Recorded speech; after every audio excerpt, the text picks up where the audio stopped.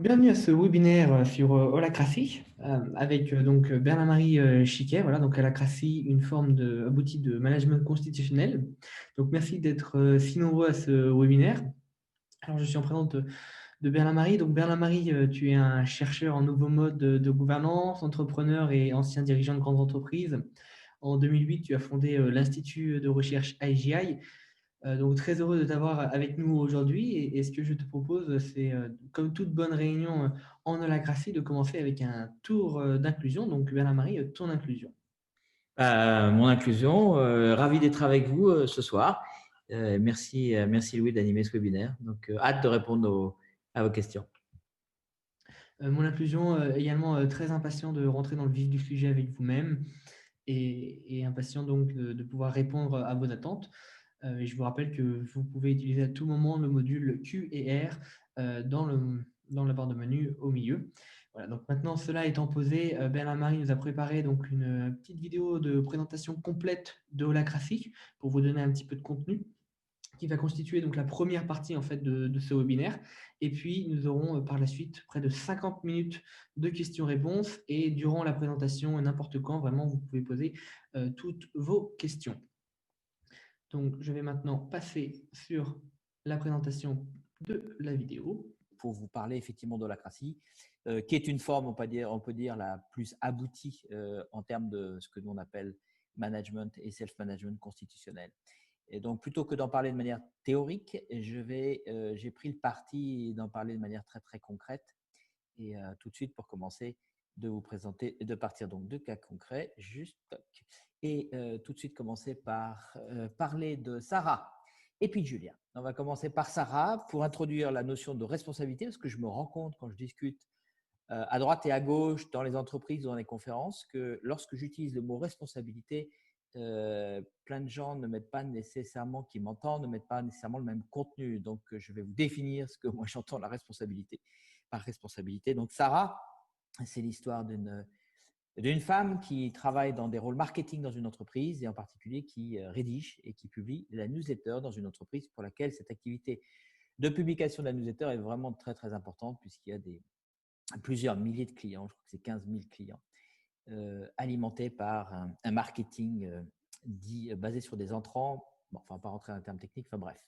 Cette entreprise, qui est une entreprise donc, dans le domaine de l'IT, met en place Holacracy, décide d'adopter Holacracy. Dans les étapes préparatoires à cette adoption de Holacracy, nous faisons ce qu'on appelle la préparation au lancement, où dans notre jargon, on parle d'encodage, c'est-à-dire de rendre compte sous forme de rôle, on va en parler un peu plus tard, des activités qui sont faites dans cette entreprise. Et pour ce faire, on va rencontrer les uns et les autres et on rencontre Sarah. Et quand on discute avec Sarah, on se rend compte qu'effectivement, elle a plusieurs rôles. Un de ses rôles, ça va être évidemment c'est de rédiger des newsletters et de les publier.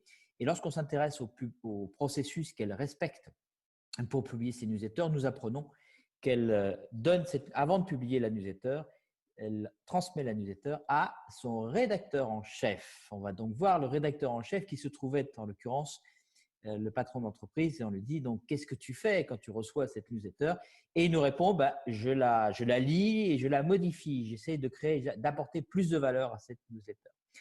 Et je sens bien quand il le fait que peut-être en fait il le fait par habitude.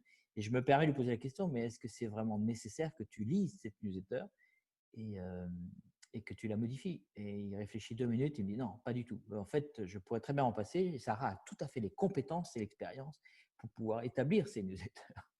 Et donc, on décide à ce moment-là, donc on avait un angle mort et on décide à ce moment-là de ne pas encoder ou rendre compte de ce rôle rédacteur en chef, de supprimer ce rôle rédacteur en chef, ce qui fait qu'à partir de maintenant, Sarah a toute l'attitude pour non seulement écrire cette newsletter et la publier. Et 3 mois plus tard, donc entre-temps, le lancement s'est effectué de Holacracy. Et 3 mois plus tard, je vais voir Sarah, puis je lui dis en rigolant, mais Sarah, pour toi, rien n'a changé, puisque tu rédigeais des newsletters, mets en place Holacracy et tu continues de rédiger les newsletters. Elle me dit, attends, pas du tout, détrompe-toi, Bernard-Marie. En fait, tout a changé parce qu'avant, lorsque je rédigeais ma newsletter, je savais que mon rédacteur en chef allait modifier cette newsletter. Et donc, du coup, j'y mettais pas toutes mes tripes, j'y mettais pas toute mon énergie.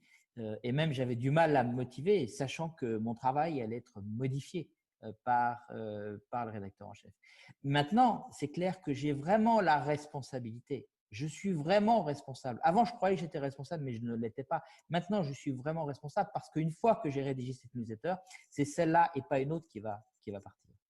Et je suis la première à savoir, ajoute-t-elle, que je fais des fautes d'orthographe. Et lorsque je fais ces fautes d'orthographe, comme je sais depuis le CP que je fais des fautes d'orthographe, qu'est-ce que je fais? Je demande à 2-3 bonnes copines que j'ai identifiées comme étant très bonnes en orthographe, évidemment, de me corriger ma newsletter avant de l'envoyer. Donc voilà ce qu'on appelle responsabilité. Et tant que cette entreprise n'avait pas mis en place Holacracy, on aurait pu dire à tort que Sarah était responsable newsletter. En réalité, elle ne l'était pas puisqu'elle se faisait valider.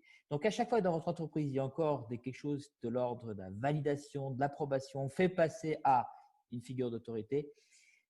Sans plus de clarté que ça, dites-vous bien que probablement, pas dans tous les cas, mais dans la plupart des cas, vous avez encore des leviers pour arriver à ce que moi j'appelle la responsabilité et la responsabilisation.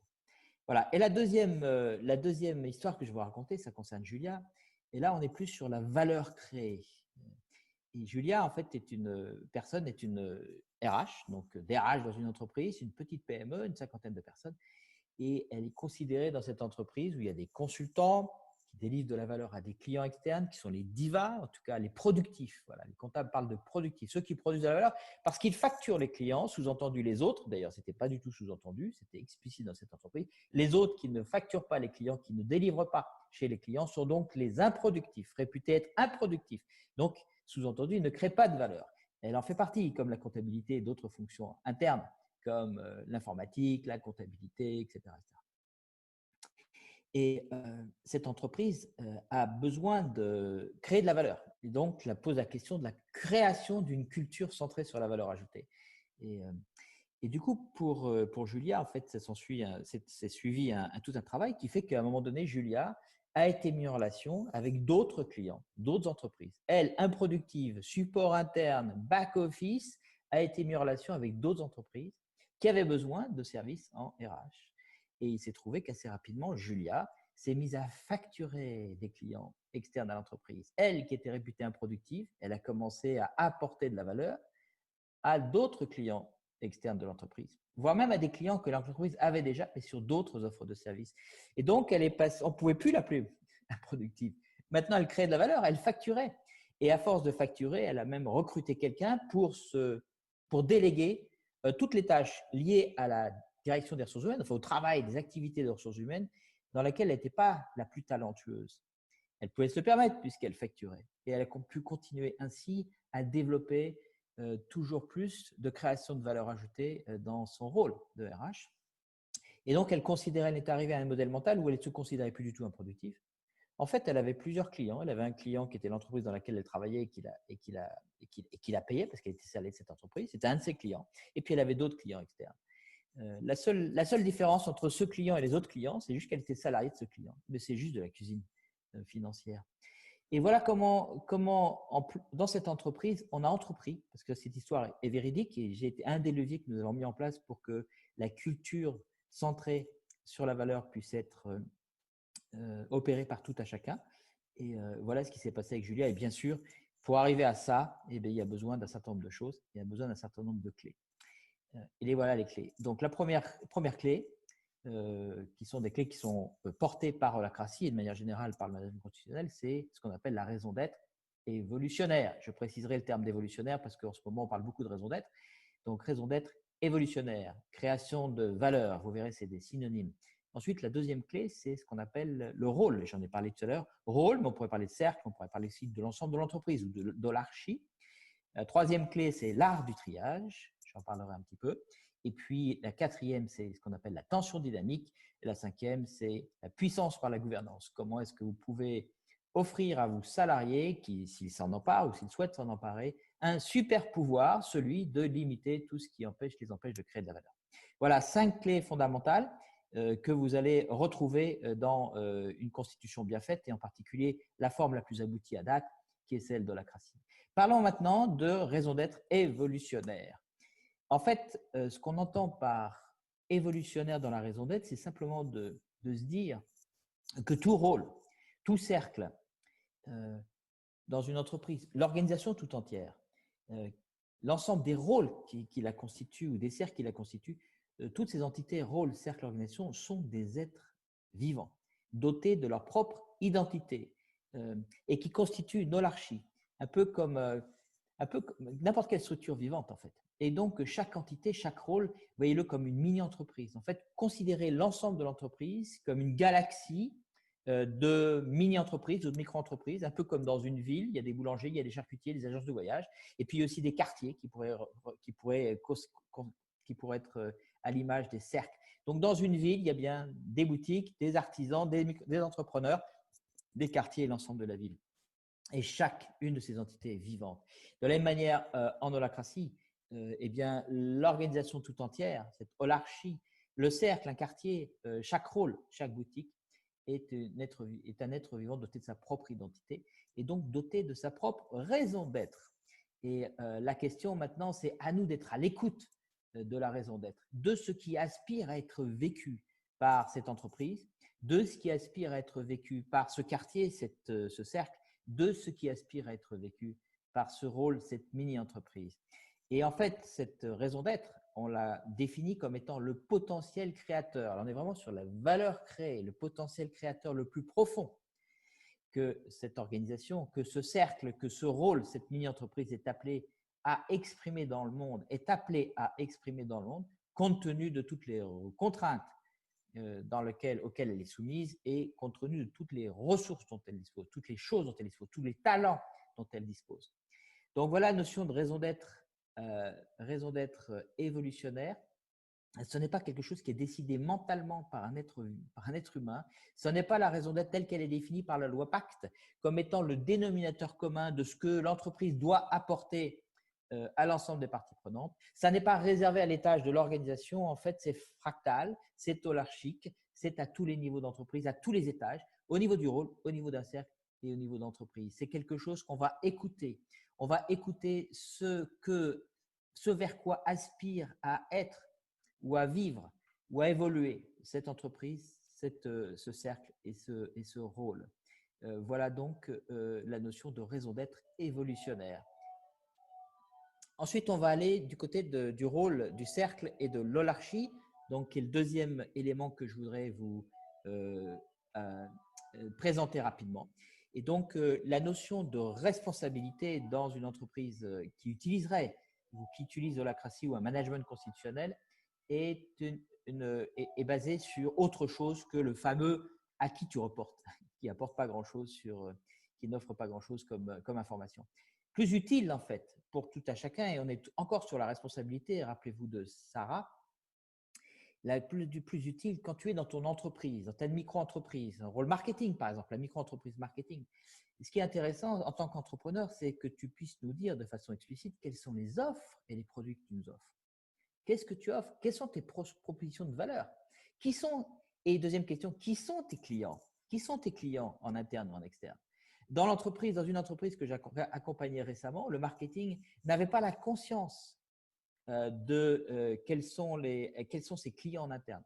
Et en fait, il en avait un évident, il y en a plusieurs évidents, mais il en avait un évident qui était le commerce, le service commercial, à qui l'entreprise marketing, en fait, sa proposition de valeur, c'était de générer des leads, donc des opportunités commerciales qu'elle transmettait au service commercial pour que ce service commercial puisse traduire ou convertir plutôt en contrats signés avec des clients des opportunités avec des prospects.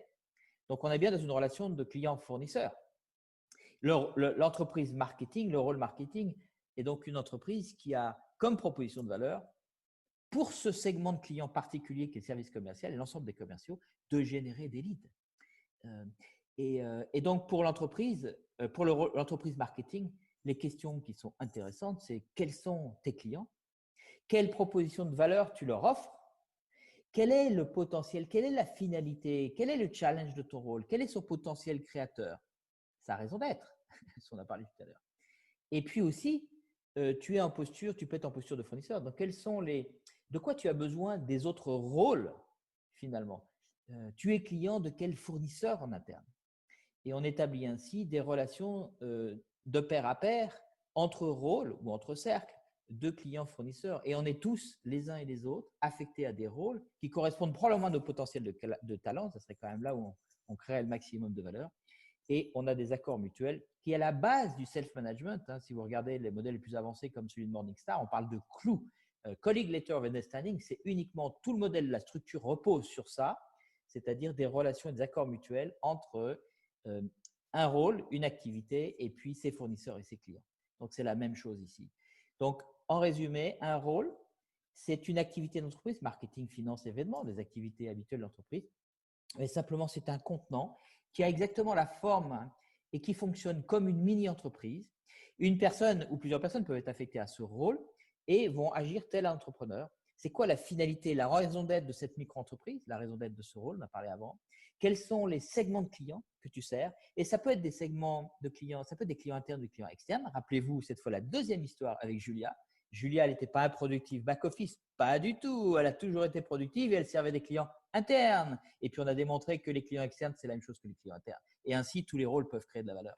Donc, quels sont tes clients, internes ou externes, peu importe. Quelle proposition de valeur tu peux leur apporter et de quoi tu as besoin? Quels sont tes fournisseurs qui t'apportent, sur lesquels tu comptes, qui eux-mêmes t'apportent de la valeur?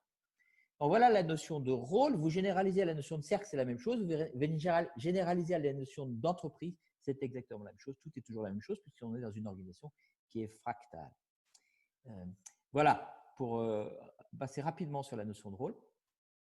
Et puis, au passage, notez que toutes ces clés, ces 5 clés, sont définies dans une constitution pour les organisations. C'est pour ça que je parle de management constitutionnel, qui est le concept qui englobe tous ces types de management, avec holacratie, qui est la forme la plus aboutie à date, en tout cas à notre connaissance, à l'Institut de recherche IGI, pour avoir une constitution qui offre tout ce que je suis en train de vous présenter, basé sur des cas concrets. Alors, pour poursuivre, je voudrais aller du côté de l'art du triage et de la puissance par la gouvernance. Effectivement, dans toute forme de management constitutionnel de type holacratie, on vous allez retrouver un espace de gouvernance et des espaces de triage, et plutôt d'art de triage. Alors, et puis, donc, ça peut se matérialiser, mais ça, c'est juste le haut d'iceberg par 2 réunions. Donc, assez régulièrement, chaque cercle, chaque quartier va avoir des réunions de gouvernance qui permettent à chaque entrepreneur, chaque rôle, chaque boutique de gouverner par lui-même au sein d'un espace de gouvernance collectif de son quartier tout ce qui pourrait limiter la création de valeur dans son rôle. Donc, ça peut être limiter des freins, des blocages qui l'empêchent de créer de la valeur, mais aussi de gouverner des modifications, une altération de l'organigramme, de la façon dont ça fonctionne ici, pour viser des améliorations dans la durée et donc plus de valeur créée par son rôle ou des innovations. Donc, amélioration, innovation ou traitement de façon durable des problèmes, pour moi, j'englobe tout ça dans création de valeur, création plus de valeur pour mes clients. Et donc, en fait, la particularité de ce modèle constitutionnel qui est holacratie, c'est de pouvoir permettre à tout à chacun, à toute personne, à partir du moment où il exerce un rôle, de gouverner tout ce qui limite la création de valeur. Vous mettez dans la création de valeur la résolution durable des problèmes qu'il rencontre par lui-même, alors qu'avant, il faisait des demandes à un responsable hiérarchique qui avait le temps, pas le temps de traiter, il pouvait renouveler sa demande et puis à force d'attendre, il se résignait. Je vous fais pas, voilà, vous connaissez cette histoire. Ou des initiatives pour améliorer ou des initiatives pour innover. On lui donne le contrôle constitutionnellement, la Constitution, lui, à partir du moment où il a affecté un rôle, on lui donne le contrôle de cet espace, de ce rôle, de cette entreprise, jusqu'à y compris la possibilité de gouverner tout ce qui limite le bon fonctionnement de son entreprise. Et là, on est sur un autre super pouvoir qui est, donc il y a des processus, qui a un autre super pouvoir qui est celui de Bernard Marie, en l'occurrence. Je vais vous en présenter 2, puis je prendrai Bernard Marie pour le super pouvoir, et puis, pas parce que c'est moi, et puis Elisabeth Ebrono pour l'art du triage. Donc, l'histoire que je vais vous raconter est arrivée il y a plusieurs années. Je me trouvais, donc, je donne des formations assez régulièrement. Là, il s'agissait d'une formation sur un format de 2 jours. Et, et dans la salle de formation que j'ai découvert à peu près en même temps que les participants, une vingtaine de participants, il y avait un énorme poteau au milieu. Déjà, le poteau très gênant pour moi et très gênant pour l'ensemble des participants. Donc, le truc, vraiment le cauchemar pour tout le monde. Et ça pendant 2 jours, parce qu'il n'y avait pas de possibilité de changer de salle pendant les 2 journées. Donc, évidemment, ce que j'ai fait, je suis allé voir la personne qui a réservé le lieu et je lui ai dit, bah, plus jamais ça. Mais ce n'est pas suffisant. Moi, en tant qu'entrepreneur, je veux bien que des choses comme ça se passent une fois. C'est une erreur, il n'y a pas de problème, ou un apprentissage, mais je ne veux pas que ça se passe 2 fois. Je ne veux pas que ça se passe, je veux que ça ne se reproduise plus jamais. Je veux bien vivre cette expérience pour apprendre une fois, et je voudrais que l'ensemble de l'entreprise, où j'ai l'exigence que toute mon entreprise, et mes rôles en particulier, et mes entreprises, apprennent ça à vie, de manière à passer à la classe supérieure. Et donc, ce que j'ai fait, c'est que je suis allé en gouvernance, puisqu'on m'a expliqué que je pouvais gouverner tout ce qui limitait la création de valeur. En l'occurrence, ce poteau-là, je peux vous dire qu'il a limité mon potentiel créatif de valeur. Et largement même. Et donc, du coup, je suis allé à cet espace de gouvernance et j'ai proposé que ça n'arrive plus jamais. Donc, je vous fais court, un processus de gouvernance collectif qui nous a permis d'arriver à la fin à modifier le rôle. Donc, il y a un rôle fournisseur des lieux, donc un rôle qui est chargé comme offre de service de sélectionner pour vous des lieux, de contracter avec des lieux. Et donc, on a modifié ce processus, ou j'ai proposé de modifier à travers ce processus la proposition de valeur de ce rôle-lieu, ce qui est assez logique puisque c'est un de mes fournisseurs, moi dans mon rôle de formateur. Et la proposition qui a été faite, qui a été modifiée, c'est de dire l'offre de service dorénavant de cette entreprise particulière qui trouve des lieux pour vous, eh ben, ça a été rechercher, sélectionner, contracter avec des lieux dans le respect du cahier des charges fourni par ses clients. Et moi, je faisais partie des clients dans mon rôle formateur. Et une fois que cette proposition de valeur a été décidée de manière collective dans un processus très agile, puisqu'on ne demande pas si tout le monde est d'accord, mais on demande on demande à chacun des capteurs de l'entreprise, est-ce que tu vois une raison qui fait que ça nous causerait du tort? Et donc, il n'y avait pas de raison pour que ça crée du tort, donc ça a été plié assez rapidement. Et moi, à l'issue de la réunion, à la sortie de la réunion, je me suis empressé de créer mon premier cahier des charges, le cahier des charges 1.0 pour les lieux dont j'avais besoin pour mes formations. J'ai ouvert une page blanche et j'ai mis plus jamais de poteaux au milieu des salles. Point barre. Ainsi est née la version 1.0 du cahier des charges. Le temps a passé depuis. Ce cahier des charges s'est largement complété. Il fait 15 pages maintenant. Un cahier des charges fonctionnel, etc., etc. Donc voilà une histoire concrète, comment je peux, quand je dis je, c'est n'importe quel collaborateur qui a un rôle, peut gouverner dans la durée tout ce qui limite la création de valeur à partir de ses rôles. Voilà ce que j'appelle le super pouvoir. Deuxième aspect que je voulais partager avec vous, c'est ce que j'appelle l'art du triage. Donc, bien sûr, il y a une réunion pour apprendre ça, ce qui est la réunion de triage, qui est probablement la plupart du temps une réunion hebdomadaire, peut être quotidienne dans certaines activités qui fonctionnent à un rythme quotidien, comme des ateliers, des restaurants, etc. Mais en général, très souvent, le rythme est plutôt à la semaine. Quelqu'un en prendrait ce processus-là. C'est l'histoire d'Elisabeth et Bruno.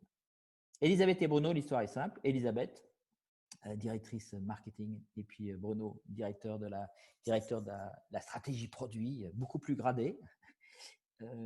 Et Elisabeth doit publier dans cette activité, publier un catalogue papier, print comme on dit, des produits. Donc, catalogue des produits papier dans leur activité, ça fait sens. Et Elisabeth de relancer régulièrement Bruno sur les derniers produits qu'il souhaiterait inclure dans ce catalogue papier. Et Bruno, qui est quelqu'un de très sollicité, de très occupé sur plein de sujets, répondait naturellement à Elisabeth. Bien sûr, j'y pense. Mais les semaines passaient, et Elisabeth commençait à être fatiguée, usée. Son niveau d'énergie créatrice diminuait. Et Bruno était toujours occupé par monts et par vaux. Donc, on avait Elisabeth qui commençait à être très préoccupée. On avait de l'autre côté, on avait Bruno qui continuait à être surchargé. Et ça aurait pu mal se terminer, cette histoire. Ça aurait pu se terminer par un conflit interpersonnel. Au lieu de ça, l'art du triage, c'était la capacité de tout à chacun, et en l'occurrence pour Elisabeth, de pouvoir se mettre en mouvement pour traiter par elle-même toutes sortes de difficultés, y compris même quand elle est en situation de dépendance de quelqu'un. Parce que l'histoire d'Elisabeth, on la connaît tous. C'est le jeu du chat et la souris. Et puis, si l'autre que vous attendez est plus gradé, vous pouvez attendre longtemps. Et vous pouvez vous résigner. Et puis, à force de vous résigner après année, vous pouvez même décider de partir de l'entreprise. Ou alors, vous restez dans un état qui n'est pas terrible. Donc, l'art du triage, en fait, c'est la capacité d'utiliser tous les outils qui vous sont fournis. Là, j'en présente 5, mais il y en a beaucoup plus en fait dans la Constitution. Tous ces outils pour vous mettre en mouvement et de sortir de la situation de dépendance de quelqu'un qui n'est pas très bon pour la santé. Donc, très concrètement, Elisabeth m'a demandé un petit coaching, justement, sur l'art de triage, et je lui ai proposé plusieurs solutions. Et la première proposition qu'elle a retenue, c'était de dire, bon ben voilà, plutôt que d'attendre et de faire des demandes, elle a utilisé un petit processus que nous on appelle annoncer la couleur, ce qu'elle a mis en application immédiatement. Elle a écrit sur le réseau social, donc ça c'est l'usage dans cette entreprise, elle a écrit à Bruno, parce qu'il ne se voyait pas trop physiquement, elle a écrit Bruno, sache que je m'apprête à publier le catalogue en l'état. Et la publication et le bon à tirer, je vais l'envoyer à l'imprimeur à telle date. Et la telle date, c'était 5 ou 6 jours plus tard. C'était un mercredi, je me rappelle. Mercredi, on devait être quelque chose comme un mardi de la semaine d'avant.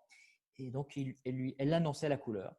Et puis, elle ajoute, bon, bah, si tu as des produits que tu souhaites que j'ajoute dans le catalogue, je pourrais le faire que jusqu'au mardi avant la date du mercredi.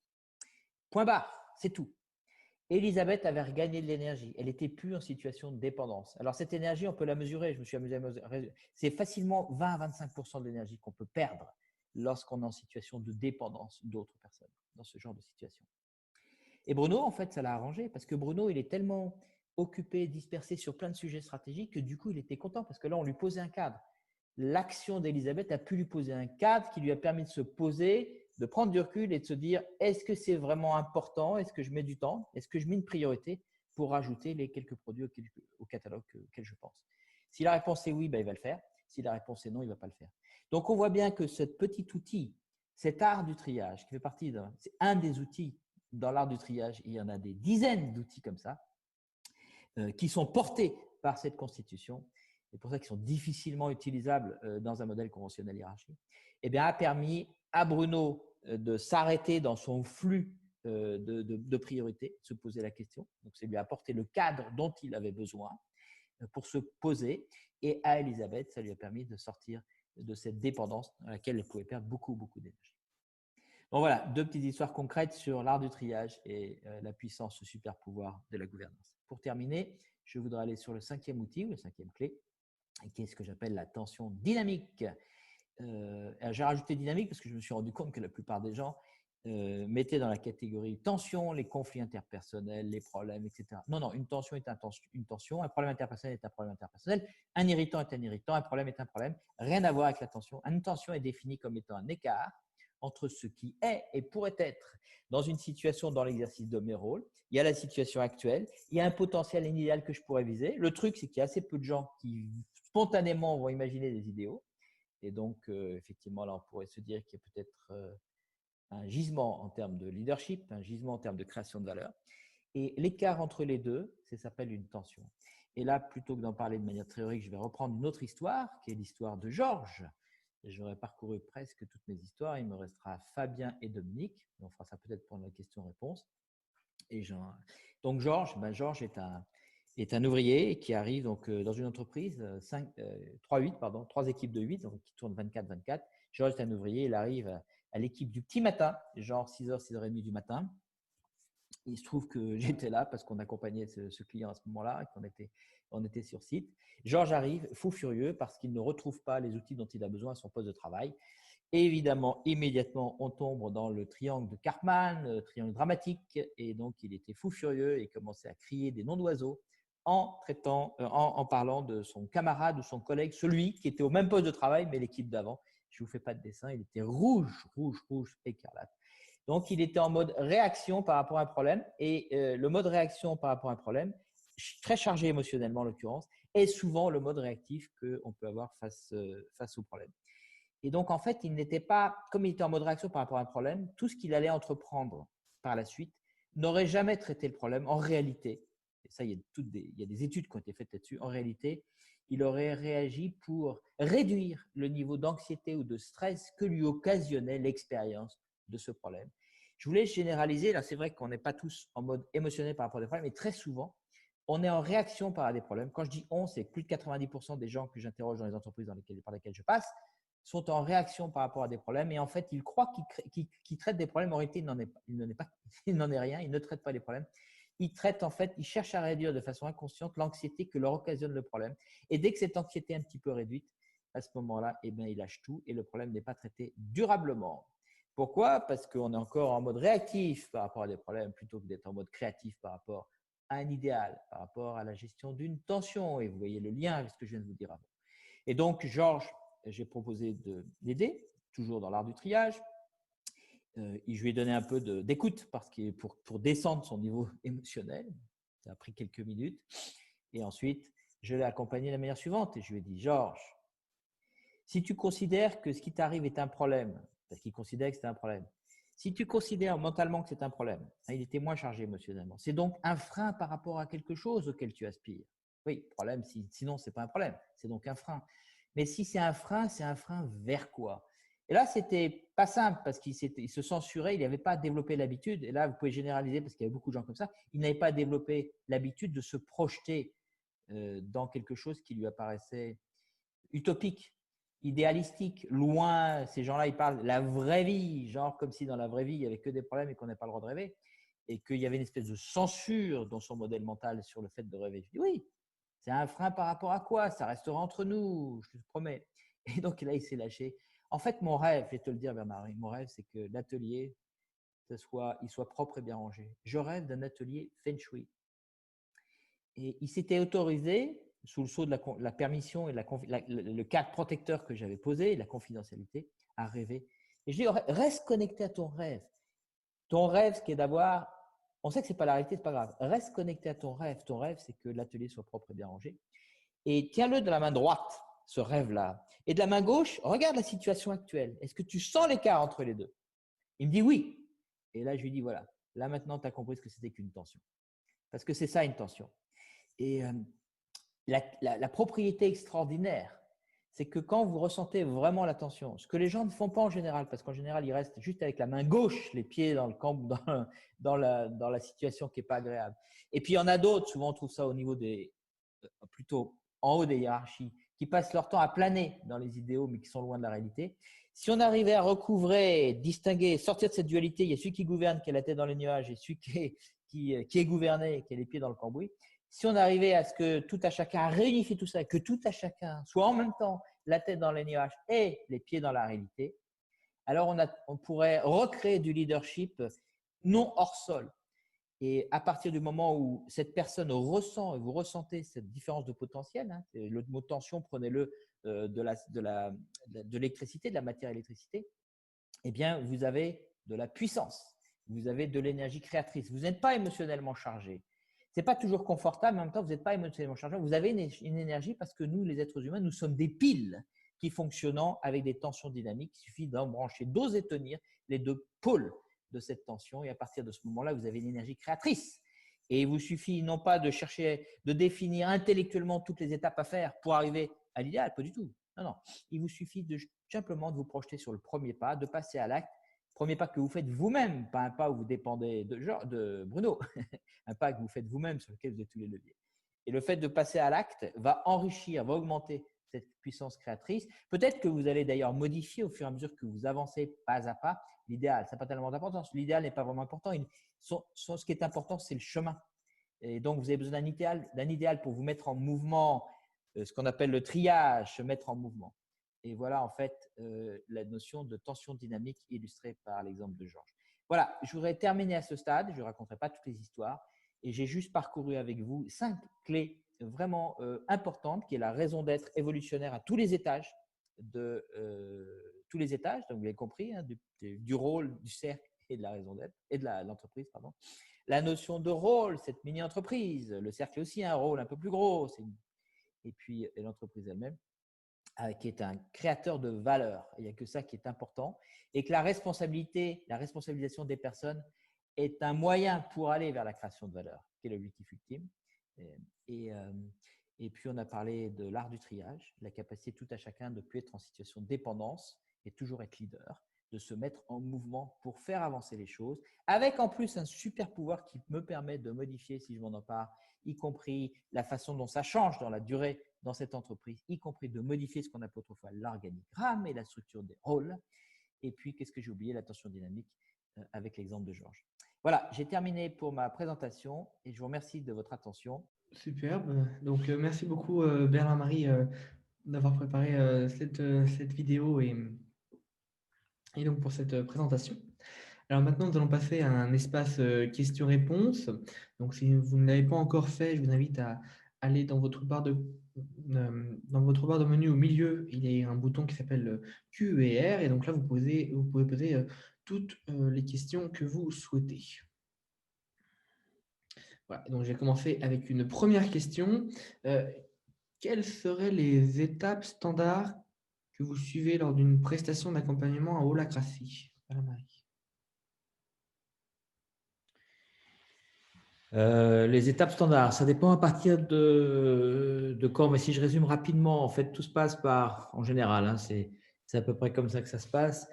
Donc, il y a quelqu'un qui nous appelle, en général, c'est un dirigeant, et puis qui a entendu parler de nous, qui a entendu parler de management constitutionnel, qui a peut-être entendu parler de la CRACI, et puis après avoir discuté avec lui, il est sans doute intéressé, et puis il cherche un peu la voie, et pas cherche un peu sa voie, c'est pas évident de transformer ou de savoir comment avancer lors d'une transformation aussi importante. Donc, nous, ce qu'on recommande tout de suite, c'est donc après s'être occupé, après avoir dialogué avec lui, ce qu'on recommande, c'est tout de suite, c'est de ce qu'on appelle une mise en mouvement du management, de son équipe de management. Parce que l'holacratie est d'abord et avant tout un outil de management, donc c'est pas idiot de le tester auprès de son corps managérial, l'ensemble de ses managers, d'un comité de direction, d'un comité exécutif. Voilà, tout dépend des premiers niveaux de management, on va dire. Et parce qu'on a absolument besoin de l'adhésion, c'est largement insuffisant, mais on a absolument besoin de l'adhésion des managers pour aller plus loin. Et puis si on ne l'a pas, ben voilà, c'est le signe qu'il ne faut pas aller plus loin, certainement, parce qu'on ne pourrait pas aller contre. Voilà, donc ça, c'est la première étape, c'est la mise en mouvement du management. Une fois qu'on a fait cette mise en mouvement, donc ça se fait soit on peut le faire en ligne ou en présentiel. Et une fois qu'on a fait ça, en fait, la question ensuite, si vraiment il y a une appétence pour aller plus loin, c'est ce qui se passe en général.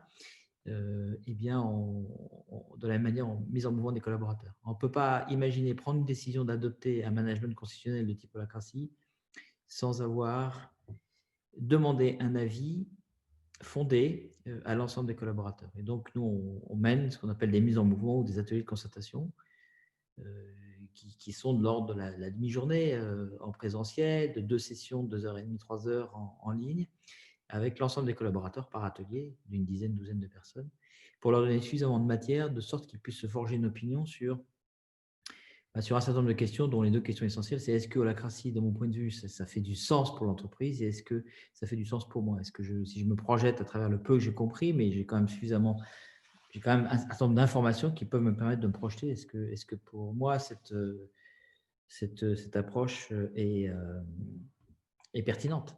Et du coup, on recommande, nous, à nos clients de ne pas. Alors après, on revient voir le management, la direction, et puis travailler sur les risques, bien sûr. Et du coup, la direction et le management peuvent décider d'aller plus loin et de décider d'aller vers l'holacratie si une très grande majorité, alors nous on est un peu exigeant là-dessus, mais une très très grande majorité, voire les 90% des personnes, ou 85 vraiment, sont OK pour aller plus loin. À partir de ce moment-là, il peut y avoir un go-no-go. Et puis ensuite, une fois qu'il y a le go-no-go, il y a un certain nombre de choses à faire, et notamment, il y a au moins deux étapes en parallèle, 3 étapes en parallèle. Il y a d'une part ce qu'on appelle l'encodage, la traduction de la réalité d'entreprise sous forme de cercles et de rôles. Bon, je fais court parce qu'il y a beaucoup de choses à dire là-dessus.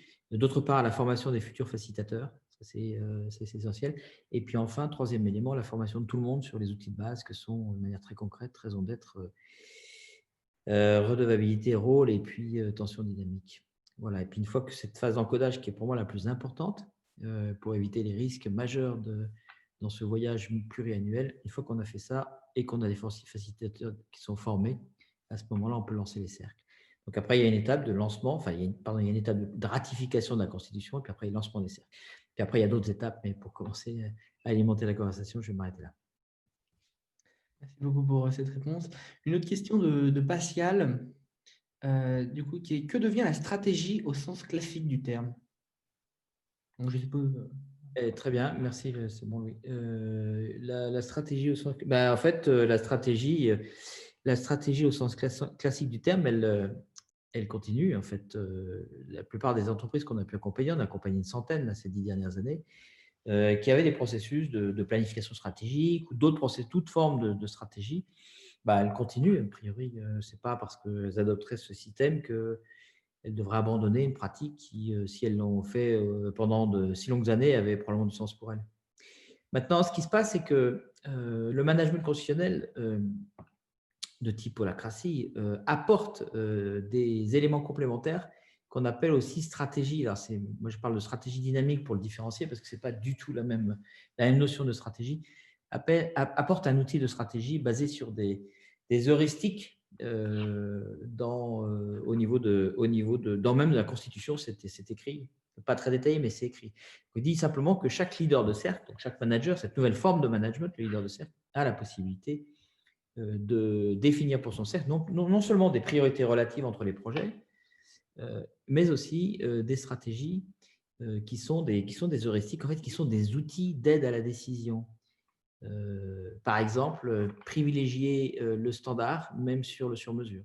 Hein, quand vous avez une stratégie comme ça dans un cercle, ça veut simplement dire que à chaque fois, si moi j'ai un rôle dans un cercle où est posée cette stratégie, cette heuristique, alors c'est-à-dire qu'à chaque fois que j'ai un sujet qui me nécessite de prendre une décision, et que cette décision, il y a plusieurs options pour prendre cette décision, et puis que dans ces différentes options, il y a des polarités qui correspondent à soit du standard, soit du sur-mesure. Alors, pendant le temps que cette stratégie est en vigueur, je vais privilégier je ne sais plus ce que j'ai dit, privilégier le standard, même sur le sur-mesure. Ce qui est vrai le temps que la stratégie existe et qui fait du sens. Je prends toujours un exemple. Dans un grand groupe, on a mis en place, qui s'appelle Danone, on a mis en place l'Acracy, et ça tourne toujours, c'est plus de 10 ans maintenant, dans le département consolidation reporting, qui est vraiment transversal, il y a 240 filiales. Bon. Et du coup, il s'occupe notamment de la clôture des comptes. Et donc, quelque part au mois de mai, le premier lien de ce cercle, qui est plus qu'un cercle, il y a une holarchie, parce qu'il y a des cercles et des sous-cercles, pose une stratégie qui est privilégier la clôture même sur tout le reste. Il se trouve que dans ce département, qui est considéré, il y a un cercle général puis des sous-cercles, il y a des activités liées à la clôture des comptes, mais il y a aussi des projets qui sont liés à des fusions, acquisitions, etc., qui ne sont pas directement liés à la clôture des comptes. Et donc, quand arrive la clôture, où c'est un truc un peu sérieux, mais carrément sérieux, où il y a vraiment des échéances, eh bien, c'est tout à fait logique de proposer, de rendre explicite quelque chose qui est de l'ordre du bon sens, qui est de simplement de dire, à partir de maintenant, vous mettez en priorité, vous arrêtez de faire ce qui ne concerne pas la clôture, hein, c'est un peu plus subtil. Vous mettez en priorité tout ce qui concerne la clôture, même sur tout le reste. Ça veut dire que si moi, j'ai des projets qui n'ont rien à voir qui ne sont pas liés à la clôture, mais qu'en même temps, j'ai le temps pour les faire, je les fais. Mais si j'ai en même temps un projet, ne serait-ce qu'un projet propre, qui est requis pour la clôture, à ce moment-là, je vais faire passer en priorité. Donc, c'est vraiment un outil d'aide à la décision au niveau des rôles. Donc, c'est vraiment pas le même office. Parce que moi, je parle de stratégie dynamique, il faudrait sûrement trouver d'autres mots. Mais bon, ça n'a pas l'air de causer plus d'ambiguïté que ça. Merci pour cette réponse. Alors après, on a une autre question. Quels sont les éléments clés afin de modifier la culture d'entreprise vers le self-management? Ça, c'est un super sujet. Vraiment un super sujet, parce que c'est un sujet majeur. Pour moi, ça passe par des modèles mentaux, pour faire court, ça passe par des modèles mentaux, des nudges et des rituels. Donc, des modèles mentaux, on ne peut pas changer, mais c'est ma croyance, hein, mais c'est sûr, c'est notre croyance, je dis notre parce que c'est celle de l'Institut AGI, mais qui n'est pas arrivée non plus par hasard. Hein. Tout ce que je raconte, c'est basé sur l'observation de la réalité. On est des chercheurs, praticiens, donc on pratique chez nous et chez nos clients. Et à partir de là, on en déduit, on analyse ce qu'on a pu avoir comme matériaux et puis on en tire des conclusions. Et puis on est ravis de revisiter ces conclusions au fur et à mesure qu'on avance. Là où on en est aujourd'hui, c'est sur les modèles mentaux. Si vous ne changez pas les modèles mentaux, la probabilité que ça change est faible. Et donc, nous, le modèle mental qu'on aime bien apporter, c'est la question de la création de valeur. Souvent, la notion de raison d'être n'est pas très bien comprise, c'est un peu abstrait. En plus, il y a beaucoup de confusion avec tout ce qui se raconte sur la loi Pacte. Alors, quand on parle de raison d'être en holacratie, on parle de raison d'être révolutionnaire, ce qui est assez éloigné de la raison d'être au service des parties prenantes promues par tout ce qui tourne autour d'entreprises à mission, loi Pacte, etc., etc. Donc, il y a le même mot qui est utilisé avec des modèles mentaux assez différents.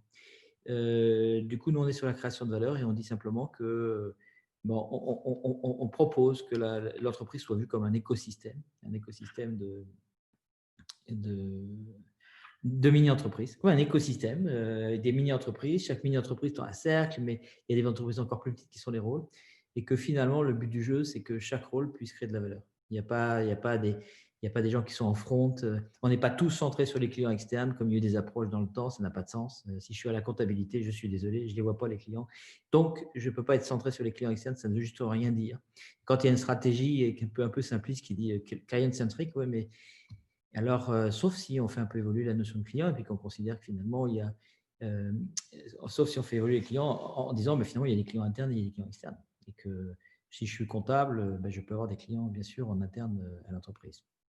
Donc, les modèles mentaux, donc nous, on est résolument orienté, là, ça déborde largement de la crassie, ce que je vous raconte, on est plutôt dans le registre de management constitutionnel, mais en même temps, c'est juste probablement pas possible de faire autrement. On n'a pas réussi à faire autrement sans éviter la bureaucratie, enfin, sans tomber dans la bureaucratie qui est le danger principal d'un outil comme la crassie.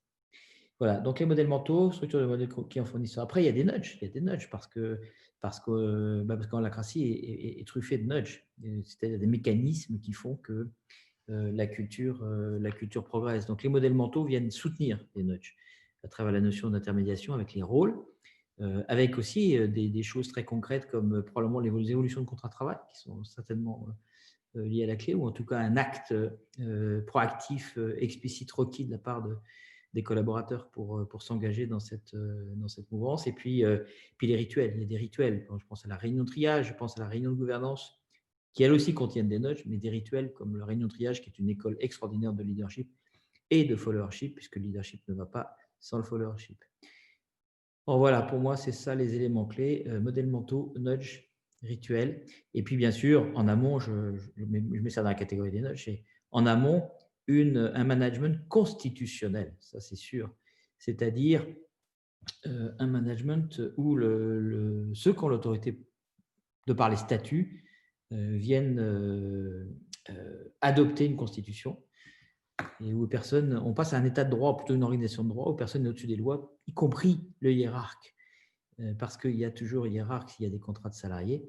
Et du coup, ça amène aussi, je ne peux pas développer encore, mais ça amène aussi la question de circonscrire le lien de subordination inhérent au contrat de travail.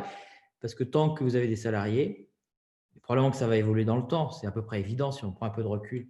Après, je ne sais pas dans combien de temps, puisque le contrat de travail est une conséquence en fait, du modèle hiérarchique de Fayol-Taylor-Ford, propulsé par Ford. Donc, si on change l'operating system, ce qui est le cas avec Holacracy, probablement que le contrat de travail va laisser la place à d'autres façons de transactionner les échanges de valeur entre employés et employeurs dans le temps. Mais pour l'instant, on a encore les contrats de travail. Et donc, un contrat de travail, comme vous savez, comme moi, il y a un lien de subordination. C'est d'ailleurs ça qui crée la hiérarchie. La hiérarchie ne vient que de là. Et donc, tant qu'il y a des contrats de travail, il y a une hiérarchie, il y a un lien de subordination. Un lien de subordination veut dire que tu as un supérieur hiérarchique si tu signes un contrat de travail. C'est comme ça que c'est écrit dans le droit. Et que donc, le supérieur hiérarchique te donne des directives que tu es censé, auxquelles tu es censé obéir, en fait, exécuter. Donc, c'est sûr que c'est un méga frein. Si on parle de self-management et qu'on ne parle pas de ça, ça va être difficile. C'est un méga frein par rapport à tout processus de responsabilisation. Donc, un autre sujet, c'est comment vous rendez, vous ne pouvez pas l'éviter, ce lien de subordination, quel que soit le mode de management que vous voulez, sauf ça peut avoir de contrat de travail, mais la plupart des entreprises ont des contrats de travail.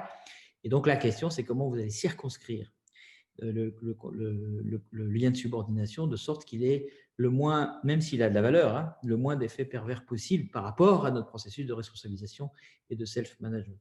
Voilà, je pourrais répondre. Enfin, il y a beaucoup de choses à dire à cette question, mais je vais arrêter là. Merci pour cela. Alors, il y a une question maintenant de Anne. Danone pratique depuis longtemps et ça fonctionne comment avec les autres départements? Oui, Danone pratique depuis au moins 6 ans, peut-être 7 ans maintenant. Ça fonctionne comment? C'était la question de… En fait, c'est intéressant comme histoire.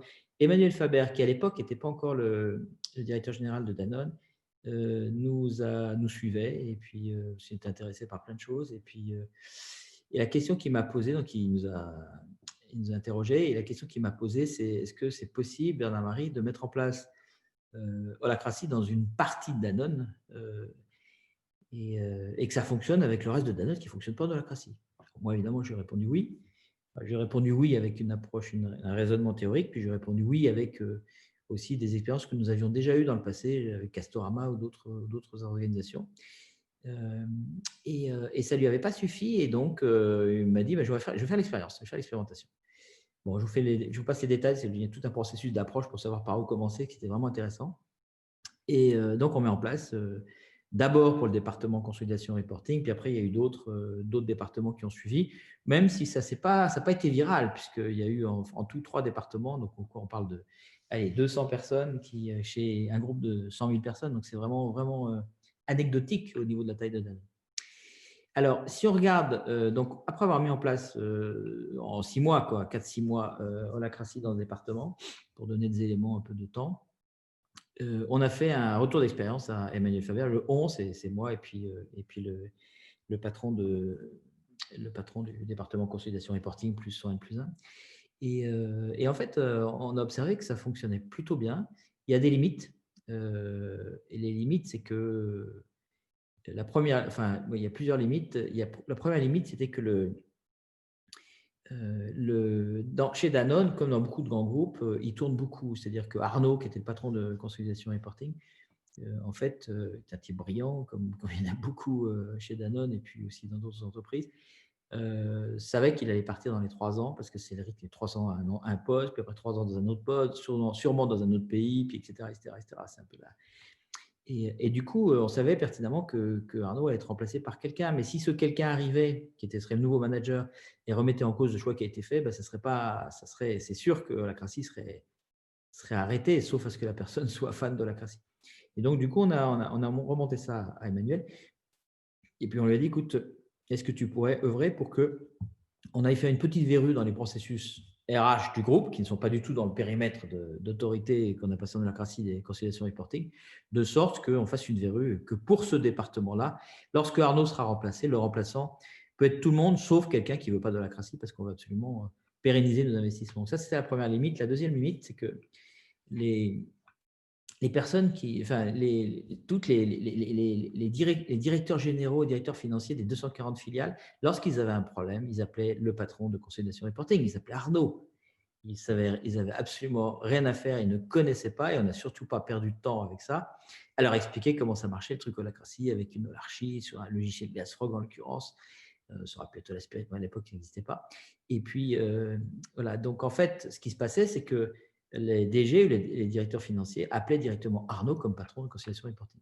Et ce qu'on a fait avec ça, en fait, c'est qu'avec beaucoup d'humour, on a créé un rôle qui s'appelle, je ne sais plus comment ils l'avaient appelé, fake patron ou un truc comme ça. C'est pas fake patron, ou fake boss ou un truc comme ça. Il parle beaucoup anglais. Old Fashion Manager. Comment tu dis? Old Fashion Manager. Peut-être, je ne sais plus si c'est ça ou parce qu'on a fait la même chose aussi chez Kingfisher. Enfin bon, un truc assez drôle. Et puis, du coup, ce rôle, en fait, vis-à-vis de l'extérieur, c'était le patron. D'ailleurs, il y a toujours un responsable du département de conciliation. Mais pour l'interne, ça voulait dire en fait quelqu'un qui allait trier les demandes qui venaient des directions générales ou des directions financières de toutes ces filiales pour trier les demandes vers le bon rôle et en aucun cas de prendre en charge ce rôle, cette activité si elle ne le concerne pas. Alors, vous me direz, finalement, un bon manager, c'est ce qu'il fait. Probablement, d'ailleurs, Arnaud faisait probablement comme ça, mais ça mettait de la clarté là-dessus. Après, qu'est-ce qu'on a eu comme limite? La vraie grosse limite, en fait, elle est sur le périmètre. C'est-à-dire que quand vous mettez en place Holacracy, vous pouvez aller très, très, très loin dans le fait de revisiter plein de choses, y compris du côté des processus RH. Et là, les processus RH n'étaient pas sous l'autorité de ce cercle, donc on ne pouvait rien faire. Ce qui faisait dire à Arnaud, quand je l'interrogeais sur le sujet, à quelle vitesse il utilisait Holacracy, quelle était la puissance qu'il utilisait dans Holacracy. Et il me répondait, moi, je pense que je suis entre 60 et 65%.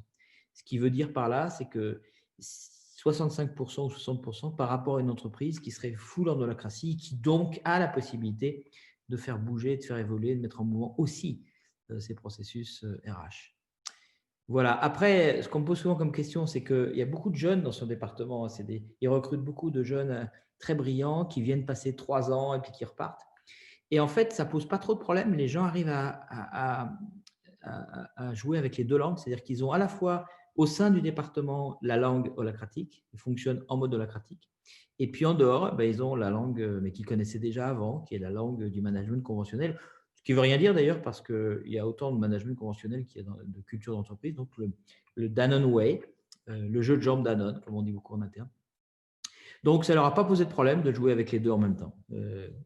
Alors, les bénéfices, évidemment, les bénéfices, ils sont nombreux. Il y a eu des bénéfices de productivité énormes. Par exemple, alors je ne vais peut-être pas alourdir le truc, mais par exemple, avec l'exemple de Dominique, je crois que je n'ai pas donné la vidéo, c'est là. L'exemple de Dominique, il y a eu surtout, alors il y a ça, et des exemples de productivité, c'est-à-dire qu'en gros, le fait de pouvoir segmenter les rôles a permis de se rendre compte qu'il y avait des rôles qui étaient enfin, il y a des personnes qui étaient surcapées par rapport à des rôles, de les libérer de ces rôles pour les donner à des gens plus jeunes. Et puis quand vous faites l'addition, c'est bon pour tout le monde, c'est bon pour la personne expérimentée, c'est bon pour la personne moins expérimentée parce qu'elle a plus de responsabilités. La première est soulagée, peut prendre d'autres choses, a plus de valeur ajoutée. Puis c'est bon pour le PNL parce qu'évidemment, globalement, la masse salariale, le travail constant est moins élevée. Et puis, donc ça, c'est productivité. La deuxième, c'est que quand les gens rentrent, ça, ils nous l'ont dit souvent parce que Danone nous envoie régulièrement des gens en formation pour entretenir, comme ça tourne, et pour garder le momentum de l'acratie. Eh bien, en fait, c'est assez, quand ils recrutent quelqu'un, c'est assez, ou quelqu'un, quand je dis recruter, c'est pas forcément recrutement extérieur, c'est recrutement interne aussi. Et en fait, les gens savent exactement ce qu'il faut faire tout de suite parce qu'ils ont une clarté sur ce sur quoi ils sont attendus à travers les rôles et les redevabilités. Et à l'inverse, quand ils quittent, ils ont observé qu'il y a moins de trous. C'est-à-dire que dans le modèle avant de passer en holacratie, ils ont observé que parfois, lorsque des gens quittaient le département consolidation reporting, ils se rendaient compte 6 mois plus tard qu'il y a un truc qui n'avait pas été une activité ou un projet qui n'avait pas été transféré à un successeur ou un remplaçant, ce qui créait des trous dans la raquette qui pouvaient être gênants parfois. Et donc, ces trous dans la raquette ont disparu. Voilà pour parler 2 minutes de Danone. Merci. Alors, une autre question de Anne. Comment les instances représentatives du personnel accueillent-elles l'holacratie et, entre parenthèses, et la suppression des managers? Ah, j'adore. D'abord, il n'y a pas de suppression de manager. C'est une fausse idée qui circule sur le net. Holacracy, le management, Holacracy est un outil de management et il y a encore des managers. Les leaders de cercle sont des managers. Ce n'est pas la même forme de management. C'est subtil, mais en fait, il y a une fausse idée qui pourrait circuler, qui circule sur le net, probablement diffusée par des gens qui peuvent avoir des projections ou des mal vécus avec le management ou qui n'ont jamais été manager ou pas dirigeant. Enfin bon, non, le management, on peut pas sans. Enfin, ma conclusion, bon, après 100 entreprises, sauf à ce que vous partiez en mode natif, attention, sauf à ce que, il faut qu'on mette un peu de clarté, sauf à ce que vous partiez en mode natif comme Morningstar et Bursol, qui sont les deux cas tout le temps cités. Oui, mais ces entreprises-là sont parties en natif. Et il y a quand même des managers, by the way. Il y en a moins, mais il y en a. Donc, ils ne sont pas éradiqués, même dans un modèle self-managérial en mode natif. Mais là, on ne parle pas de ça. La plupart des entreprises qu'on accompagne, elles ne sont pas en mode natif. Elles sont dans le bon modèle conventionnel qu'on connaît tous. Et là, on parle de transition. Et le problème le plus difficile, c'est de passer d'un mode à un autre. Et ça ne se passe pas sans manager. Au contraire, ça se passe avec plus de management, mais une autre forme de management. Et bon, je pourrais développer s'il y a une question là-dessus, mais on s'est rendu compte que le self-management est très difficile à réaliser et qu'une des clés pour le réussir, c'est de passer par l'excellence managériale. Ce qui va complètement à contrepoint de tout ce qu'on peut lire sur le net, des gens qui fantasment de pure manager. Au sens, alors, si derrière le mot manager, il y a petit chef, oui, le micro-management a une grosse chance d'être éradiqué avec ce management constitutionnel. Alors, comment les instances représentées du personnel accueillent-elles l'holacratie? Ça, c'est une question qui m'a toujours fasciné parce que je me disais, probablement que ça va être compliqué pour eux, etc., etc. En fait, pas du tout. Si on regarde sur Danone, j'ai eu une des responsables de la CGT, ouais, qui était venu. On a organisé une journée, etc. Il a adoré. On a été dans un autre groupe que je ne peux pas citer d'ailleurs, dans un autre groupe que je ne peux pas citer, où ils ont même les instances représentatives et les syndicats nous ont demandé de les former pendant 3 jours. Et ils ont été emballés et ils ont trouvé que la direction n'est pas assez loin dans la mise en place de l'holacratie. Donc moi, à chaque fois que j'ai eu affaire, etc., donc à chaque fois que j'ai eu affaire aux instances représentatives du personnel, il y a toujours eu un très très bon écho. À tel point d'ailleurs qu'un syndicat qui s'appelle la CFDT, dans une section qui est la section éducation nationale dans le Val de je ne sais pas quoi, enfin, peu importe, la région c'est Nantes, Rennes, peu importe. En fait, Val-de-Loire, merci. C'est Val-de-Loire, oui, peut-être. notre ami Gwenaël, tout simplement, eux, ils ont adopté Holacracy pour leur propre fonctionnement interne. Et c'est intéressant, je crois qu'on a dû faire quelques enregistrements et vidéos parce que le débat entre nous deux, ça a permis de rendre, mais ils n'ont pas attendu Holacracy, évidemment, ces syndicats pour se poser des questions. De la même manière que les entreprises évoluent vers plus de conscience sur la raison d'être de l'entreprise, on va dire, pour faire court, les syndicats font la même chose. Ce qui n'est pas bizarre du tout. Et du coup, on a une grosse discussion pour savoir jusqu'où la raison d'être d'entreprise est liée, la raison d'être d'un syndicat est liée à l'operating system, au système de management conventionnel de l'époque. Et lui, il va beaucoup plus loin que moi. Il dit la raison d'être il dit ça en provoquant, mais souvent il dit la raison d'être des syndicats va tomber en même temps que vont émerger de nouveaux modes de gouvernance. Moi, je ne pense pas, mais en tout cas, c'est sûr que ça va évoluer beaucoup.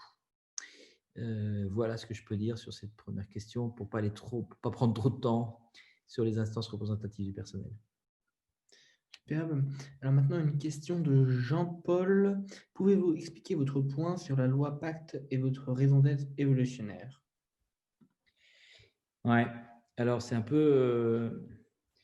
c'est pas simple à expliquer ça.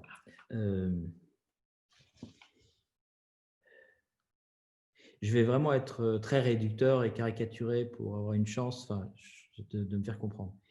On passe grosso modo d'un modèle où finalement l'entreprise est au service de l'actionnaire dans le monde commercial ou au service de ceux qui donnent des fonds dans le monde associatif. C'est ce que j'ai découvert pour être intervenu pas mal dans le monde associatif.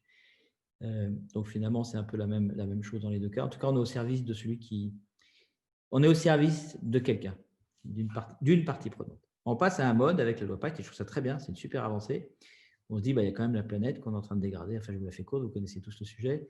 Ça serait peut-être bien que l'entreprise ne soit pas que au service des actionnaires. Peut-être qu'ils vont pouvoir lui donner d'autres boussoles, comme par exemple les parties prenantes, dont l'environnement fait partie, mais pas que.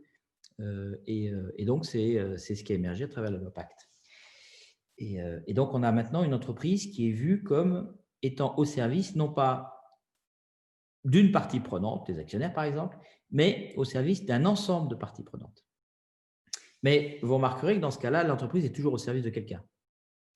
Alors, il y en a comme nous, depuis une dizaine d'années, on est de plus en plus nombreux, à penser qu'en fait, l'organisation est une entité vivante, est une entité vivante souveraine, c'est-à-dire qu'elle est au service de personne, et qu'elle a bien sûr une relation en symbiose avec d'autres espèces comme les êtres humains, mais elle est un organisme vivant doté de sa propre identité. Et que donc, au mieux, on peut se mettre au service de l'organisation, de l'entreprise, mais on ne peut pas exiger que cette entreprise soit au service de qui que ce soit, puisqu'elle a sa propre vie. C'est un peu comme des parents, en fait, vis-à-vis de leurs enfants. Vous avez deux façons puis c'est pas facile ce truc-là. Je suis celui qui vous parle à 5 enfants, donc je sais bien que c'est compliqué. Mais dans mon évolution de père, en fait, au début, je n'avais pas du tout cette conscience-là, et probablement que j'ai éduqué les premiers de façon inconsciente, où j'ai projeté un maximum sur eux, et probablement que je les ai poussés et cherché à les influencer par rapport à des projections que j'avais sur ce qui était bien pour eux. Donc, d'une certaine manière, de façon inconsciente, ils étaient au service de mes projections mentales, égotiques, etc., ce que vous voulez, genre tu feras une école d'ingénieur, genre ce genre de truc, quoi. Et donc, ne me jetez pas la pierre, je ne dois pas être le seul comme ça.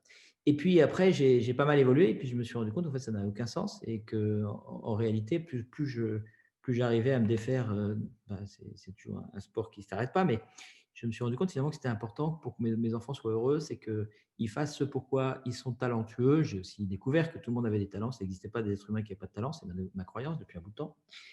Et que donc en fait, mon rôle de père, c'était plutôt d'être à l'écoute de ce que mon fils ou ma fille aspire à être. Et là, on est sur la raison d'être évolutionnaire.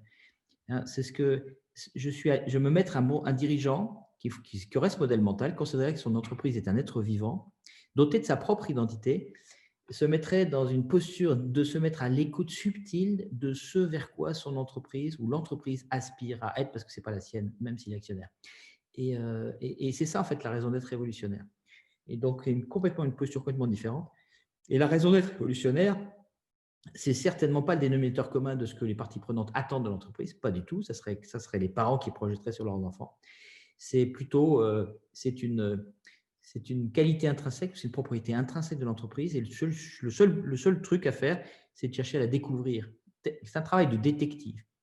De la même manière que ceux qui, comme moi, se posent la question de qu'est-ce qu'ils font sur la planète Terre, question que je me suis posée très tôt, ben, je me rends compte qu'il y a un processus de découverte. Et ce n'est pas un truc que je peux imposer, ce n'est pas mon ego qui va décider de ça. En tout cas, c'est comme ça que je le vois. C'est un processus d'écoute subtile, de découverte, pour essayer de me rapprocher de plus en plus de ce qu'est ma raison d'être, de ce que la vie attend que je sois. Et quand vous le voyez comme ça, vous arrivez tout de suite sur les talents. Et raison d'être, talent, création de valeur, tout ça, c'est la même chose, identité. Et c'est ça qui est derrière le mot raison d'être révolutionnaire. Il y en a un qui en parle bien, je trouve. Alors, donc, la raison d'être révolutionnaire, on l'a même essayé, on l'a écrite d'ailleurs dans le webinaire précédent, j'en parle. On l'a écrite, nous, depuis 10 ans. On a même essayé de la formuler, potentiel créateur, le plus profond que cette entreprise peut manifester dans le monde et que le monde attend, compte tenu du principe de réalité, de toutes ses ressources et les contraintes dans lesquelles elle est. Et bien avant la loi Pacte, donc on voit bien qu'on ne parle pas de la même chose. Et puis, et Frédéric Laloux en parle bien dans une vidéo, je ne sais pas si tu as accédé facilement à Louis, à ça, et quelqu'un pourrait la passer. Voilà, et puis moi j'irai un cran plus loin en disant, juste pour mettre un pavé dans la mare, qu'en plus, tout ce qu'on raconte là-dessus est encore challengeable parce que la raison d'être, elle est fractale en réalité. Et donc, finalement, c'est vrai qu'il y a de la valeur à définir la raison d'être. Dans la loi Pacte, c'est sûr que c'est beaucoup mieux qu'avant. C'est vrai qu'aussi, il y a de la valeur, à mon avis, bon, après, on est nos avis, mais peu importe, beaucoup de valeur à définir la raison d'être évolutionnaire d'une entreprise.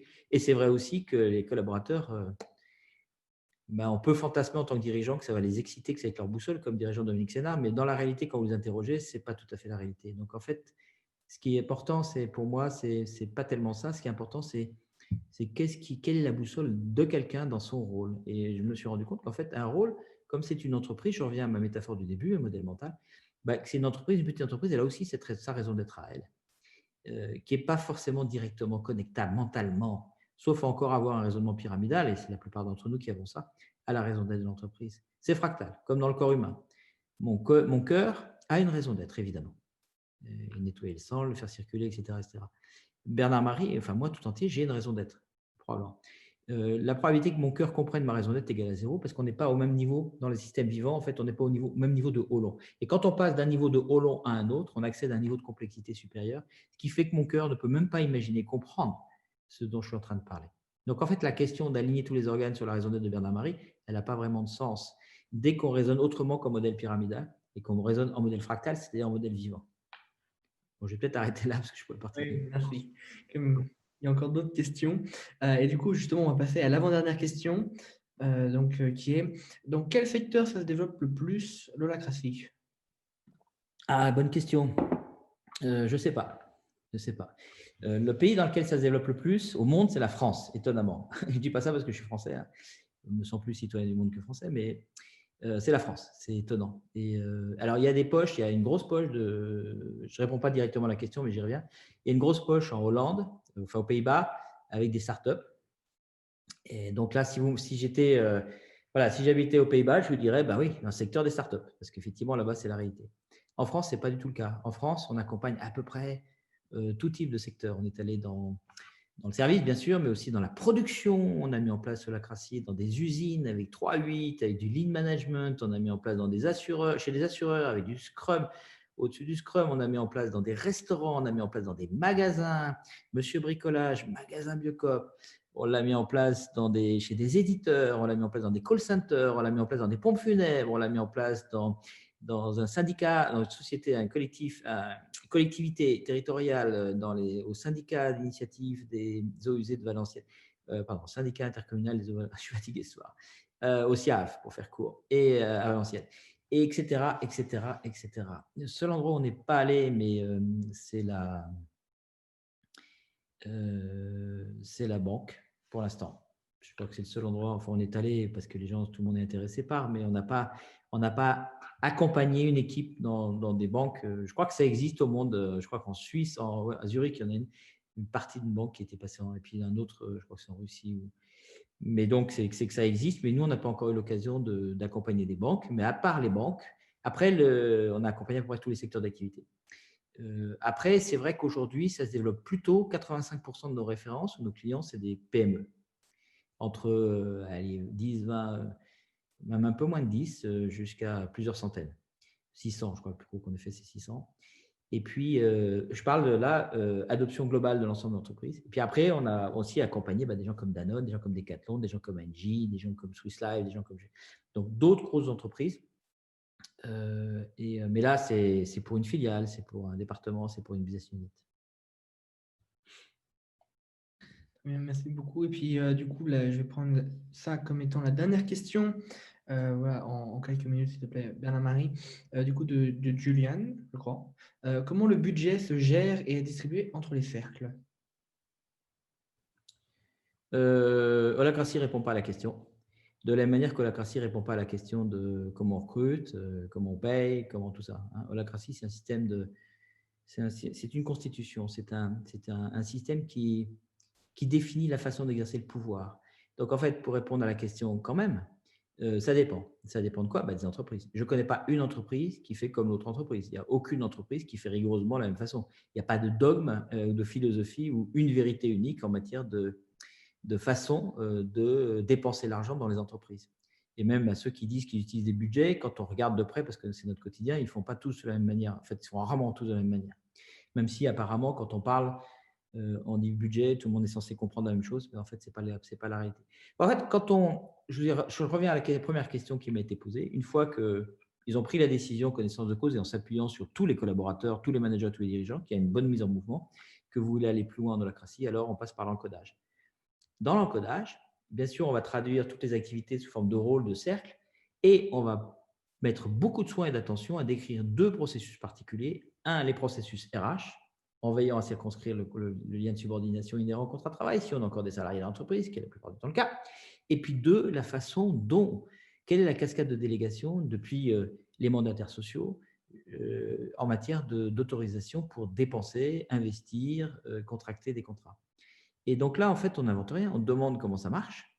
Et puis nous, on va encoder, c'est-à-dire on va utiliser le langage, les outils de Holacracy, très concrètement des rôles et des politiques, c'est aussi simple que ça, et les processus étant la combinaison des deux, pour rendre compte de la façon dont l'entreprise fonctionne. Après, ce faisant, et là je vais généraliser la question, ce faisant, ils vont se rendre compte qu'il y a souvent des choses dont ils n'avaient pas conscience, parce qu'en fait, Holacracy, c'est un miroir impitoyable, puisque ça nous force ça vous force à exprimer ce qui n'était pas forcément clair avant. Ça, c'est vrai dans plein d'endroits, pas que du côté financier, côté RH aussi beaucoup, et ailleurs. Et du coup, face à ce miroir, à un moment donné, avant de lancer l'essai, ah oui, c'est comme ça qu'on fait. Ah non, on ne sait pas vraiment comment on fait. Comment on licencie? Ah oui, c'est pas clair. Du coup, il va bien falloir faire quelque chose. Et si ce n'est pas clair, on sait aussi l'encoder dans un manque de clarté. Mais le fait de voir des choses pas claires ou qu'on voudrait plus claires va créer des tensions. Et ces tensions, on va pas modifier, on ne va pas encoder avec une vision idéale de l'entreprise. On va encoder l'entreprise telle qu'elle est et on va la mettre dans un logiciel. Je ne sais pas si on a parlé de logiciel, mais sur Glassfrog ou sur Holaspirit ou d'autres que je ne connais pas. Et on va mettre la réalité dans le logiciel parce que si on ne mettait pas la réalité dans les logiciels, eh bien, la probabilité pour que les gens utilisent le logiciel et donc Holacracy serait égale à 0, évidemment. Les gens ne sont pas fous. Et puis, une fois qu'on a mis ça dans le logiciel, donc la façon dont vous gérez le budget dans votre entreprise, Juliane, on va la mettre. Et puis, si vous avez des tensions par rapport à ça, que vous avez ressenti lorsque vous nous avez expliqué comment ça fonctionnait, et vous vous rendez compte que finalement, ça pourrait quand même être optimisé, tout ça, et ce n'est pas obligé, mais si on était dans ce cas-là, à ce moment-là, on vous dirait, écoute, Juliane, gardez votre tension pour un peu plus tard. On va d'abord mettre en place Holacracy parce que maintenant, vous allez avoir une fois que Holacracy sera en place, vous allez avoir un outil qui fait que le changement que vous voulez faire sera soutenu par Holacracy, que vous n'aurez plus besoin de beaucoup d'énergie, de bras musclés pour mettre en place ce à quoi vous pensez, sachant que ça fait des dizaines d'années que tous les patrons s'usent à ça. Superbe. Merci beaucoup Bernard-Marie pour cette réponse. Et donc, c'était la dernière question auquel on allait répondre. Donc, merci à tous pour votre participation et pour vos questions. Navré, on n'a pas pu répondre à toutes les questions, mais sachez que nous organisons ce type de webinaire régulièrement, au moins un par mois. Également un autre webinaire par mois avec un témoignage client systématique. Vous aurez toutes les informations nécessaires dans l'email de follow-up. Et de même, si vous êtes intéressé par un prochain pas, vous aurez vraiment toutes les informations qui seront données dans cet email. Donc, merci beaucoup Bernard-Marie et je te propose de conclure ce webinaire par un tour de clôture. Moi, j'ai beaucoup plus d'énergie, ça c'est ma mesure perso, hein. J'ai beaucoup plus d'énergie après le webinaire qu'avant, ce qui veut dire que que ça m'a bien plu. Et vos questions ont réveillé chez moi des résonances qui font que j'ai adoré répondre. Donc, merci pour vos questions et puis merci de m'avoir permis d'être dans une super énergie ce soir. Voilà, je vous souhaite une très belle soirée. Merci beaucoup, c'était vraiment un plaisir de vous avoir en ligne. Et puis, en espérant se rencontrer virtuellement une nouvelle fois ou alors pourquoi pas physiquement. Merci, excellente soirée ou même fin d'après-midi à vous.